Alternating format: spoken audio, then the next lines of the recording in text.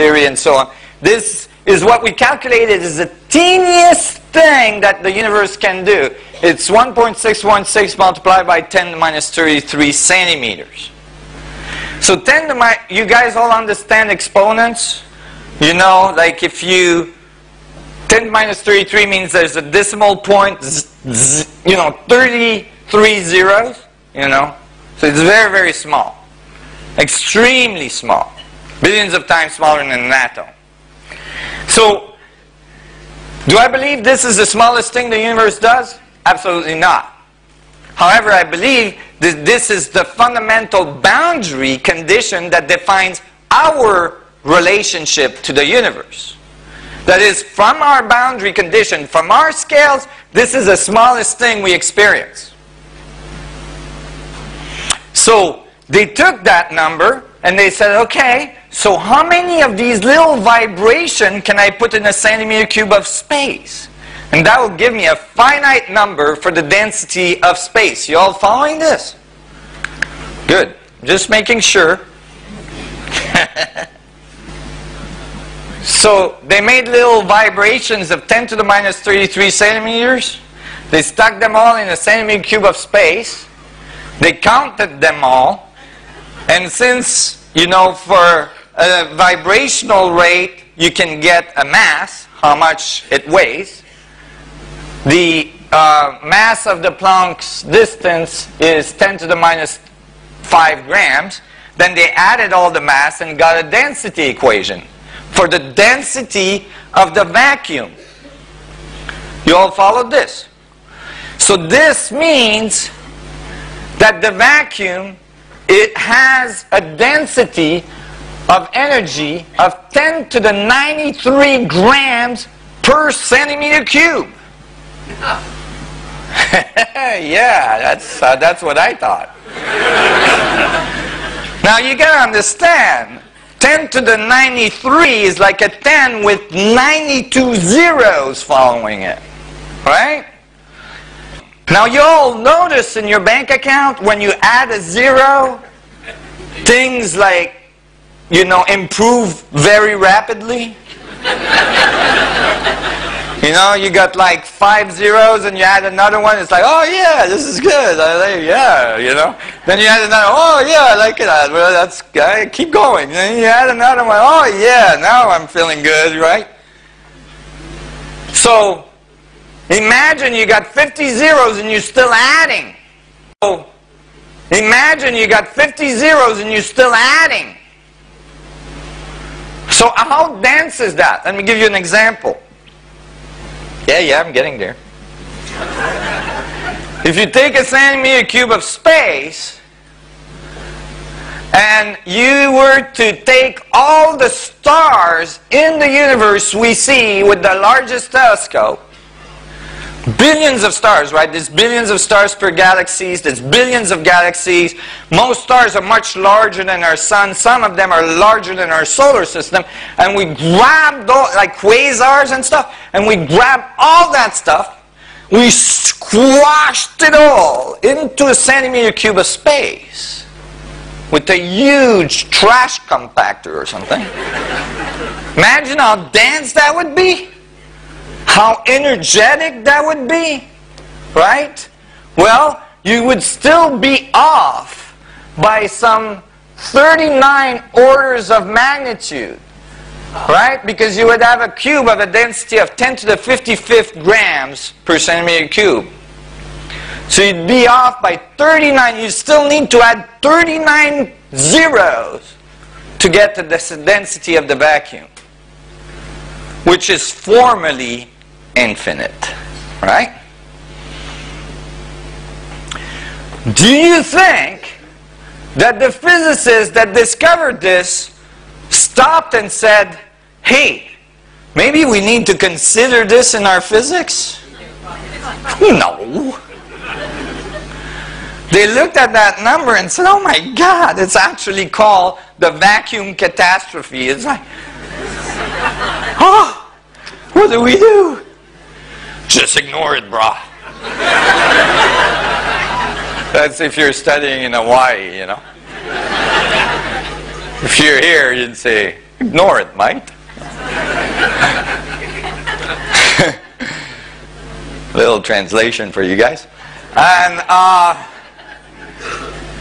you know, all this energy just got pushed to the side and said, put under the carpet and said, hey, you know, this is too overwhelming. This probably has no significant physical meaning. Huh? You just found the most massive amount of energy ever, and you're saying it has no physical meaning? Most likely is the source of all physical meaning, brah. You know? If you're Hawaiian. And so, now you may say, maybe those physicists are insane. You know, how do I know that this is really there? You know, how do I know that these equations are just not like crazy equations? Well, because it was verified in laboratory. If you get two plates close enough together, you can push them together so that you eliminate the long wavelengths of the vacuum on the outside of the plates. And you retain only the small wavelengths in the middle of the plates. So the result is that there's more energy on the outside, less in the middle, so the plates should get pushed together.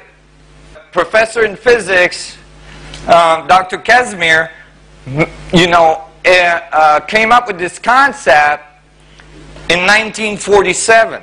Should I play that again?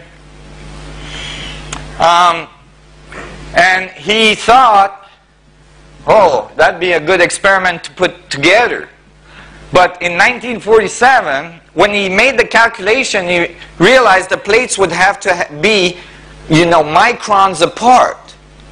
In 1947, nobody could mill micron precision plates. So there was no way to get two plates that close together. It took until the 90s before we were able to do that. And then when we did, the plates pushed together exactly as Casimir had calculated they should push together based on the vacuum density, you know, that he calculated in 1947. So it's really there. Really, really there. And now physicists are more and more accepting that actually the fact that they're realizing the universe not only expanding but it's accelerating is showing that the vacuum at the universal level might be the thing that's expanding our universe. Now, I know you've all heard from other presenters that the universe may not be expanding. When I talk about the universe expanding, I'm talking about the movements of planets, the movement of galaxies in our universe that appear to be moving away from a central point. Do I think that automatically means our universe is expanding? No. What I mean is that it could be moving away from the center at the equator, and it could be moving back towards center at the North and South Pole. And we wouldn't know. And it gets a little more complex, and we don't have time to get into that, but we'll see some of the dynamics that produce that view. You know, we have a tendency to have an arrested view of the dynamics of nature. Nature is a little more complex than just a sphere. Just a little. And so, if this was true, then that means that our universe is driven by the vacuum, that the space between you and me connects us, that the information that is in the space divides in very specific scales, and those scales makes up all of our reality, and that we're part of those scales. You guys are following this? Instead of matter being some kind of entity that comes out of nowhere, matter is just the result of the division of the structure of space itself. And you are interacting with that structure every day, every second, every billionth of a second. We know that all the electrons and positrons in your atoms are going appear, disappear, appear, disappear, appear, disappear. in the vacuum. Every time the electron comes out, it's learning about your experience and then feeding it back to the vacuum. And learning about your experience and feeding it back to the vacuum. You are informing the universe. You are informing the universe about your specific point of view on the whole thing. And I can demonstrate that mathematically. And that's why people in the spiritual world are saying, you create your reality. Okay? The part that's missing in that statement is the other part of the feedback loop. A fractal is a feedback. The other part of the feedback loop is that reality is creating you. The vacuum is defining your existence. So, because you know what? If we all created our reality independently, we would never meet. It would really suck.